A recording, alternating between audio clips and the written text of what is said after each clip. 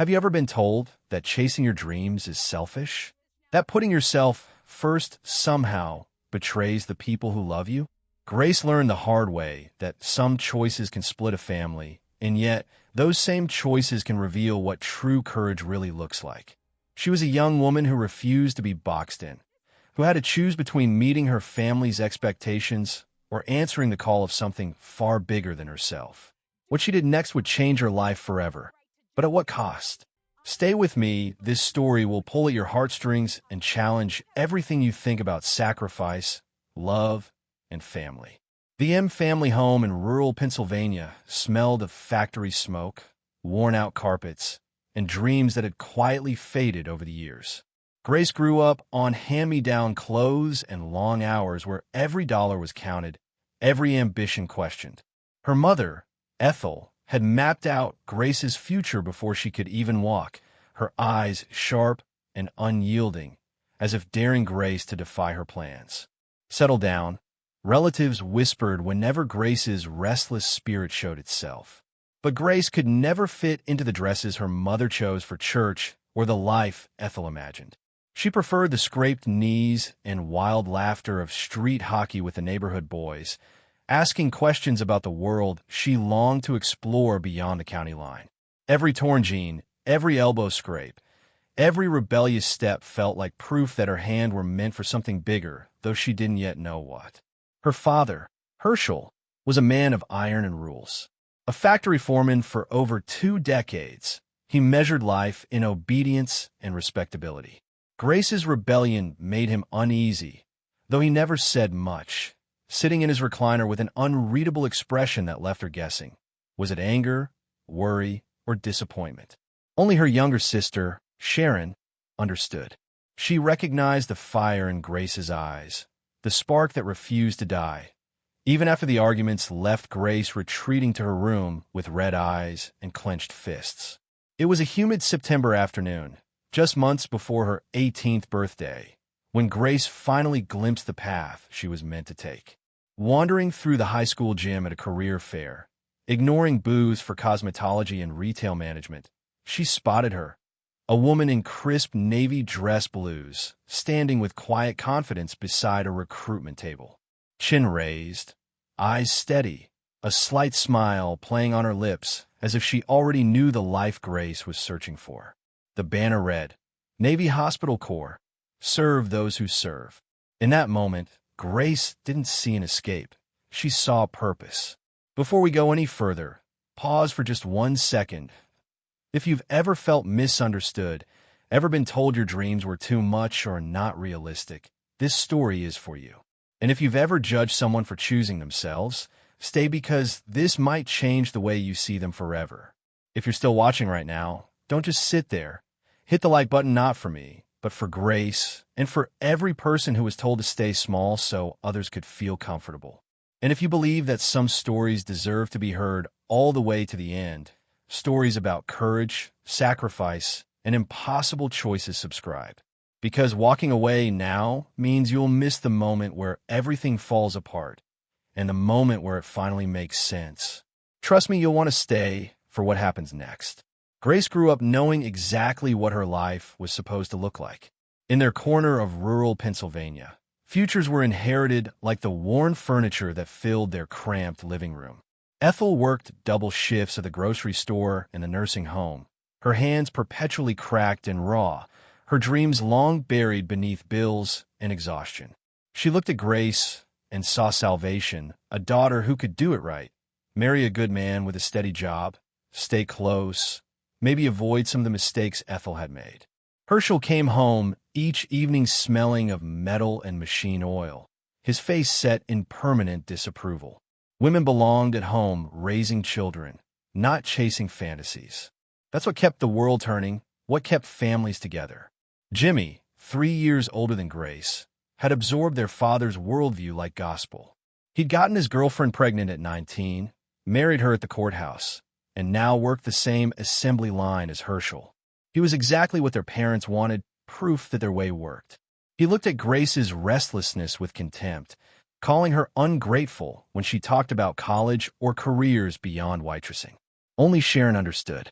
She'd slip into Grace's room late at night, watching her sister pore over military brochures hidden under textbooks, asking quiet questions about places neither of them had ever seen. Grace would squeeze her hand and promise, "There's more than this. I'll show you." But even as she said it, she felt the weight of leaving Sharon behind in that house where dreams went to die. The career fair was held in the gymnasium on a Tuesday afternoon. Tables arranged in neat rows, promoting local businesses, community colleges, trade schools. Most of Grace's classmates clustered around the cosmetology booth and the bank's teller training program. Grace walked past them all, her eyes fixed on the far corner where she'd spotted the Navy recruiter, a woman in dress blues who stood with the kind of confidence Grace had never seen in any woman from her town. Petty Officer First Class Rodriguez spoke about the hospital corps like it was a calling, not just a job. Training to save lives in combat zones. Serving alongside Marines. Educational benefits that could pay for medical school. Seeing parts of the world Grace had only read about in library books. The words landed like electricity in Grace's chest. This is it. This is my way out. This is my purpose. That evening at dinner, Grace's hands shook as she set down her fork. "I'm joining the Navy after graduation. The hospital corps." The silence was immediate and suffocating. Ethel's fork clattered against her plate, tears already forming. Herschel's face flushed deep red, a vein pulsing at his temple. "Absolutely not. No daughter of mine is going to parade around in a uniform like some." Jimmy's cruel laugh cut through the tension. "You? In the military? You won't last a week before you come crawling back." Across the table, Sharon's eyes met Grace's, wide with something that looked like hope. The next 3 months turned the house into a war zone. Ethel deployed guilt like a weapon, cornering Grace in the kitchen with red-rimmed eyes. "After everything we've sacrificed for you, you want to abandon us? What kind of daughter does that?" Herschel chose a different tactic, refusing to acknowledge Grace's existence. He'd look right through her at dinner, ask Jimmy to pass the salt when Grace sat closer, leave rooms when she entered. The silence was suffocating, designed to break her. Jimmy made sure the whole town knew. At the gas station, the diner, the grocery store where Ethel worked, he spread his poison. "Grace thinks she's better than us. Too good for her own family." The whispers followed Grace everywhere. Former teachers looked at her with disappointment. Neighbors stopped waving. The family pastor appeared one Sunday after church, summoned by Ethel to talk sense into her wayward daughter. He spoke about honoring thy father and mother, about a woman's role in God's plan. Grace listened politely and didn't change her mind. Through it all, she worked her shifts at the hardware store, every paycheck going into a hidden envelope. At night, Sharon would slip into her room, curling up beside her. "I wish I could be brave like you." Grace held her sister close. "You can be. Just give yourself time." Downstairs, another door slammed. The house shook with their anger, but Grace's resolve never wavered. 3 days before Grace's 18th birthday, Herschel called a family meeting. They gathered in the living room like a tribunal. Ethel sat on the couch, eyes swollen from days of crying. Jimmy leaned against the doorframe, arms crossed, that smug expression firmly in place. Sharon perched on the edge of the armchair, her face pale with dread. Herschel stood in the center of the room like a judge about to deliver a sentence. "You have a choice," he said, his voice hard as iron. "You can forget this foolishness, stay here, get a job at the diner like your mother did, marry a good man, and be the daughter you're supposed to be. Or you can walk out that door and never come back." He paused, letting the words hang in the air. "If you choose the Navy, you're no longer our daughter. We will not speak your name. You will not be welcome in this house." Ethel sobbed into her hands, but said nothing to contradict him. Jimmy nodded his approval. Sharon made a small, choked sound of protest, but Herschel silenced her with a single look. Grace stood, her whole body trembling, but her voice came out steady. "Then I guess I'm not your daughter anymore." She walked to her room and packed a single duffel bag. That night, she didn't sleep. At dawn, while the house still slept, she placed a letter on Sharon's pillow and walked out into the gray morning. She didn't look back. 10 years later, Petty Officer First Class Grace M. knelt in the North Carolina sand at Camp Lejeune, her hand steady as she applied a tourniquet to a Marine's simulated leg wound during a field exercise. "Tighter," she instructed the corporal watching her demonstration. "You're trying to stop arterial bleeding, not give him a hug." The Marines around her, most of them twice her size and covered in tattoos, watched with the kind of respect that had to be earned in blood and competence. She'd earned it. In classrooms teaching combat lifesaver courses. In Afghanistan, where she'd kept a 19-year-old Lance Corporal alive long enough for the medevac to arrive, her hands slick with his blood as she worked. In 1,000 moments that proved she belonged here. Her quarters were sparse but purposeful. Medical textbooks stacked on a narrow desk. A photo of her corpsman team pinned above her rack. And hidden in the bottom drawer, wrapped in a bandana, letters from Sharon. Their secret correspondence over a decade. Sharon's handwriting evolving from teenage loops to an adult's hurried scrawl. "Mom's arthritis is worse. Jimmy's on his 3rd job this year. Dad doesn't talk much anymore." Grace had built a new family here.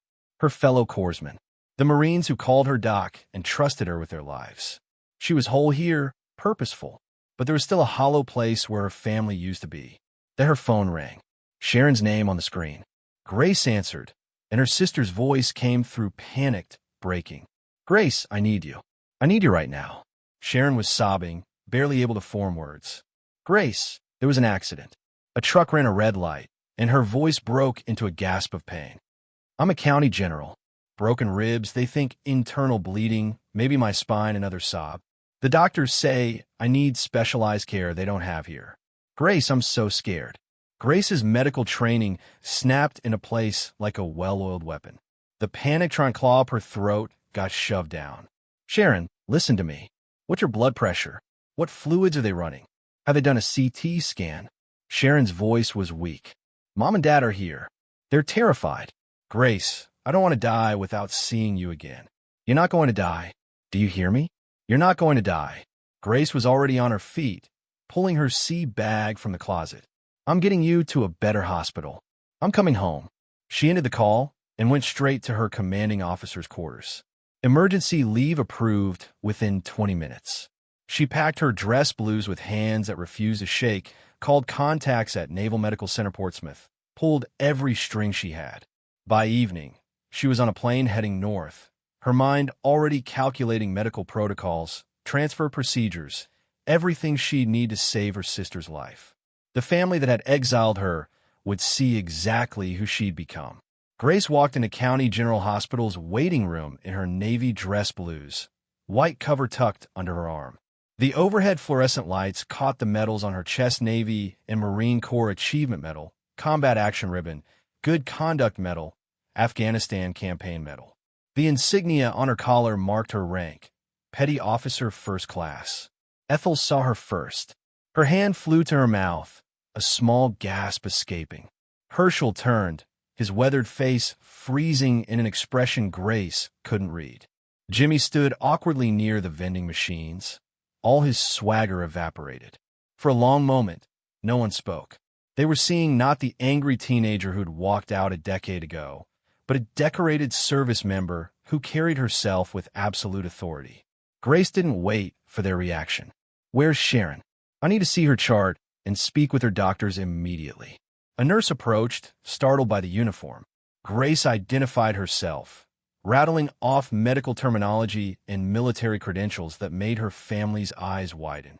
She was escorted to the doctors, asked questions so precise and informed that the attending physician looked at her with new respect. Then the phone calls began. Naval Medical Center Portsmouth. Coordinating transport. Pulling strings Grace had earned through years of service. Within 3 hours, a military medical transport was arranged. Herschel stood frozen, watching this stranger who used to be his daughter command a crisis with the efficiency of a battlefield medic. Ethel leaned close to him, her voice barely a whisper. "Who is she?" At Naval Medical Center Portsmouth, Grace never left Sharon's side. Through CT scans and X-rays, through the terrifying wait for test results, through the moments when Sharon's vitals dipped and alarm screamed. Grace translated the medical jargon for her family, words they'd never understand without her. She advocated with the trauma team, used every connection she'd built over a decade of service to ensure Sharon got the best surgeons, the best care. When Sharon was wheeled into surgery, the family sat in the waiting room. The silence was suffocating, heavy with 10 years of regret and words that had calcified into permanent scars. Finally, Herschel spoke, his voice rough as gravel. "Why did you come back? After everything we said to you?" Grace looked at him steadily. "Because she's my sister. Because blood matters, even when you try to tell me it doesn't. Because I became someone who saves lives, and I'm not going to stop doing that just because it's complicated." Ethel reached for Grace's hand, tentative, as if expecting to be rejected. "I was so afraid of losing you. I thought if you left, you'd forget us. You'd become someone we didn't know." Grace's voice softened. "I did become someone you didn't know. But that doesn't mean I stopped being your daughter." The surgery took 6 hours. Successful. Sharon would recover fully. Over the following weeks, as Sharon healed, the family began to heal too. Jimmy appeared one afternoon, standing awkwardly at the foot of Sharon's bed. "I was an idiot. I was scared you were going to show me up. And you did, but not the way I thought." Herschel came one evening and sat beside Sharon's bed, watching Grace check her sister's vitals with practiced efficiency. He spoke quietly, almost to himself. "You saved her life. We would have lost her if you hadn't been who you are. I was wrong to try to make you into something small." 3 months later, Sharon was home, recovered and walking without assistance. Grace took leave to visit, her heart hammering as she pulled up to the house that had haunted her dreams for a decade. It looked the same: peeling paint, sagging porch, rusty mailbox, but something essential had shifted. The family gathered for dinner, an awkward but genuine attempt at reconciliation. Grace noticed small things that made her throat tight. A photo of her in dress blues now sat on the mantel beside Jimmy's wedding picture. Ethel had kept a shoebox full of Sharon's letters describing Grace's accomplishments, the pages worn from repeated reading. Herschel's eyes were wet when he looked at his daughter, an expression she'd never seen on his face before. Over a pot roast, Herschel stood. He only stood for important moments: births, deaths, weddings. His voice shook. "I need to say something. 10 years ago, I told Grace she wasn't my daughter. I was wrong." He paused, struggling. "I was afraid. Afraid of losing control, afraid of change, afraid she'd get hurt or killed. I thought I was protecting our family. Instead, I nearly destroyed it." He looked directly at Grace. "You didn't just save Sharon's life. You showed us what courage really looks like. You brought honor to this family in ways I never imagined. I'm proud of you, and I'm sorry I was too stubborn to see it sooner." Ethel's voice came through tears. "The truth we weren't ready for is that you were always meant for something bigger than what we could give you. And that's not a betrayal, it's a gift." Grace felt something released in her chest. Not forgiveness earned, but peace found. Sharon raised her glass, her eyes bright. "To Grace, who saved me twice.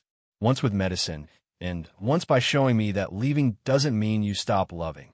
They all drank. Grace looked around the table and realized she was finally whole. She had her military family and her blood family, her purpose and her roots. Sometimes the people who love you most are the ones who see you least clearly. But if you're brave enough to be yourself, even when it costs everything, love can learn to see again.